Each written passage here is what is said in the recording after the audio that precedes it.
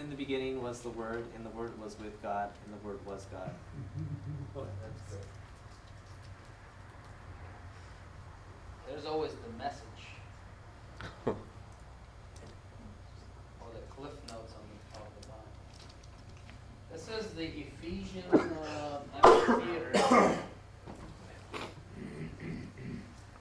You see that big road over there? I think that's leading to a port, doesn't it? It's leading to a nearby port. Was that where they were crucifying some of the gladiators? No, there was a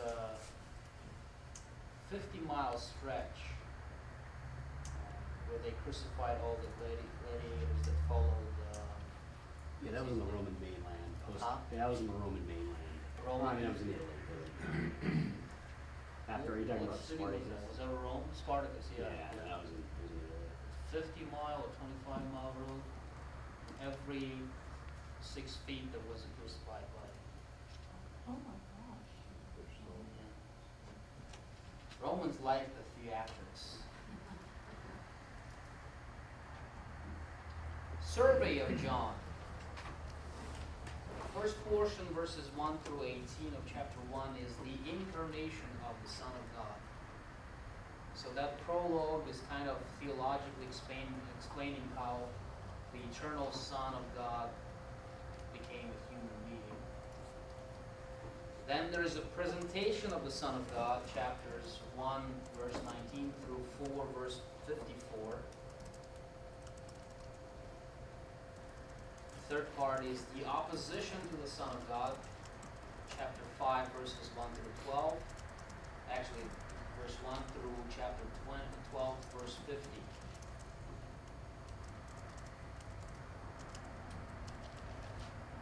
Fourth section is the preparation of the disciples by the Son of God, chapter 13, verse 1 through chapter 17, verse 26.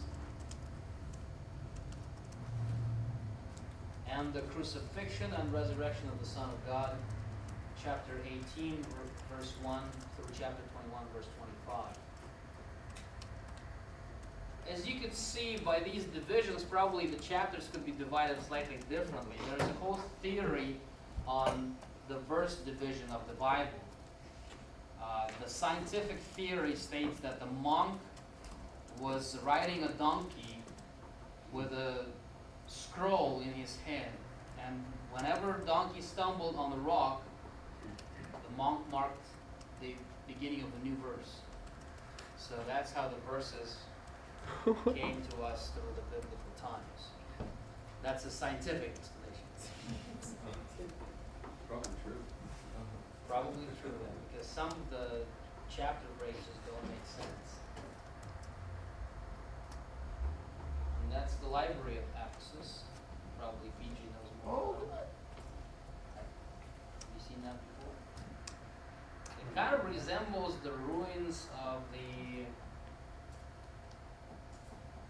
Petra, although in Jordan, although in Petra these columns are carved into the rock, these are kind of built out of the rock. Of course, this library was destroyed, probably by Muslim raiders, who actually were administering security at the port of Ephesus at the time. And carried out their responsibility. Let me guess, you're part of the 65% that doesn't approve of pushing. I am part of the Savage Nation Yeah. audience. Okay, moving on. Well, since you didn't care about the quiz for next week, Yeah, come on, let's do it. I'll do it. I'll do it. Make it extra credit. Yeah. Yeah. I like extra credit. Well, I'll do extra credit. Give it now. I'll do Okay, extra alrighty. credit. Hello, Mr. Auditor. Yeah, that's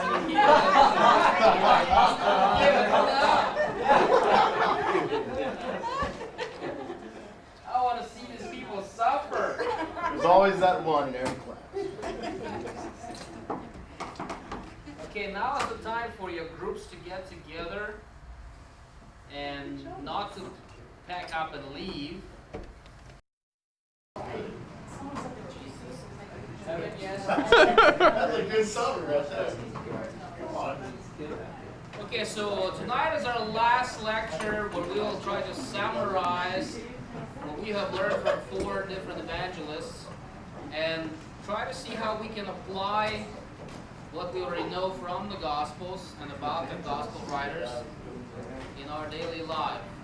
Ooh, that was if you told me that a few minutes ago, I could have put that on the form. It says, you know, how applicable was this to your life?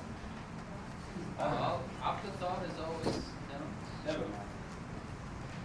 So, if we look at how Christ is portrayed in all 4 Gospels, we can see that Matthew is portraying Christ as prophesied king, Mark as obedient servant, Luke as perfect man, and John as son of God.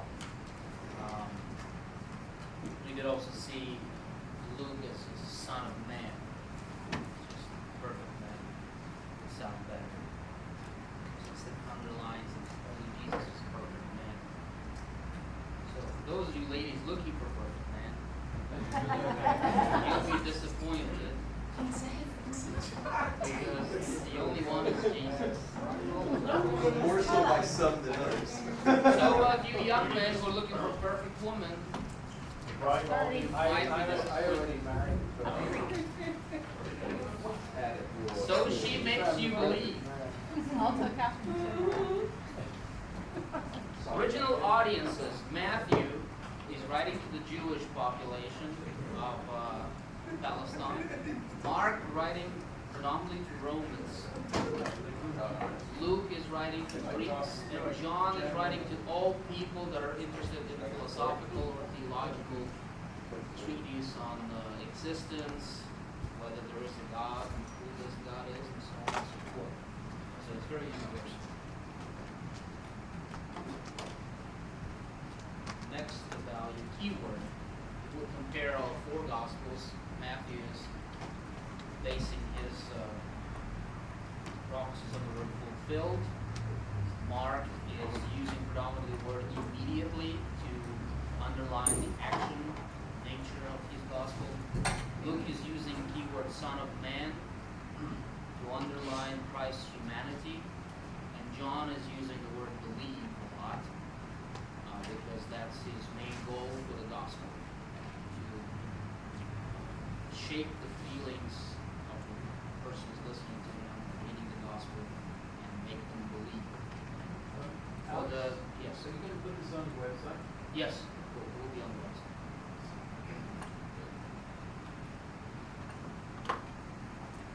Key verses. We already went through those. They're in your PowerPoint presentations from the previous classes. However, Matthew 21:5, Mark 10:45, Luke 19:10, and John 20:31.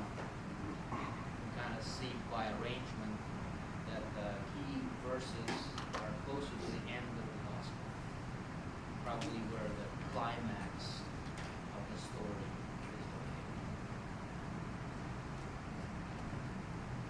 Outstanding features in corresponding gospels. Matthew is famous for his sermons.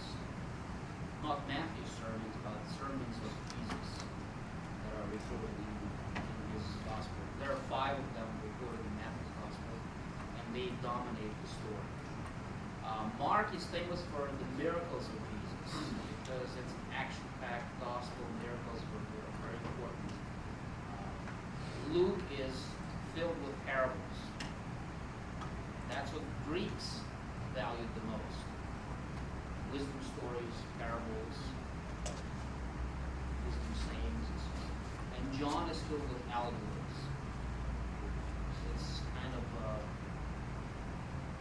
mystic story. Allegory is actually a story that has something else in mind. Spiritual story behind it. Some spiritual value.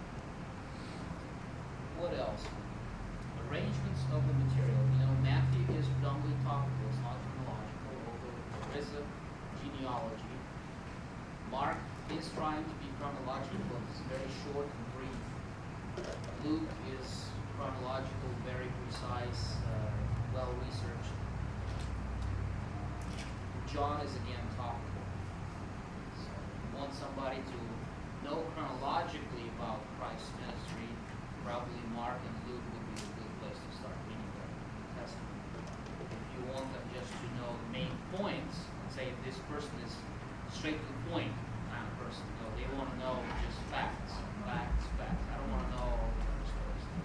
So Matthew would be good for the Jewish person who's of that mindset, and John is probably good for any secular or Gentile person that is trying to do that. An American. Tone of the book. Matthew is very prophetic. Mark is very practical. Luke is very historical, and John is very spiritual. And you would find that people find one of these more appealing to them than the others. It just depends on the upbringing, background, tendencies, learning abilities. Some people are more mathematical than social science oriented. Social science oriented people or liberal arts oriented people are less mathematical. For somebody who likes history, doesn't like math, will probably incline to Luke. Somebody that doesn't really like nitty-gritty theological statements, probably not like John much. But that's why there's so much variety, because we can know about Christ from many different perspectives. Percent spoken by Christ in the gospel. Matthew is probably the highest. 60% of the words in Matthew are in red in some Bibles. In Mark it's 42%. Why do you think in Mark it's 42%? Because it's action. Spoken, huh? But also what else? Because it's action That's events. action, yeah. So, like when Arnold Schwarzenegger is playing in Terminator, he speaks very briefly or very few words, but there's a lot of action going on. Same in, yeah, or I'll be back. Hasta la vista. So, and for Romans, if you are trying to portray a good servant or a slave, the less you speak, the more you work. So I don't want to hear anything out of you. I just want to see you work. That sometimes happens in my job place, your job place. Your supervisors want to see you work. They don't care about small talk much. So in Luke it's 50% because every human being, is a communicator. So you talk 50% and you walk 50%. Same as in John, although the emphasis is on the spiritual side of things, same thing. The Son of God was as much of a human as much of his God. So he was talking and doing. So there's a balance there. Alright. Quotations from the Old Testament pertaining to the Gospels. Matthew quotes about 53 prophecies. And it's the largest book with most of the Old Testament quotations within the New Testament because it's Jewish. Jews are more concerned about how is Jesus revealed through the Old Testament. And is he revealed through the Old Testament? Mark is only using 36. Luke is using 25. Because he is writing to a predominantly Gentile audience that maybe he's not familiar with Jewish writings or prophecies and cares less. They know the fact Jesus is here.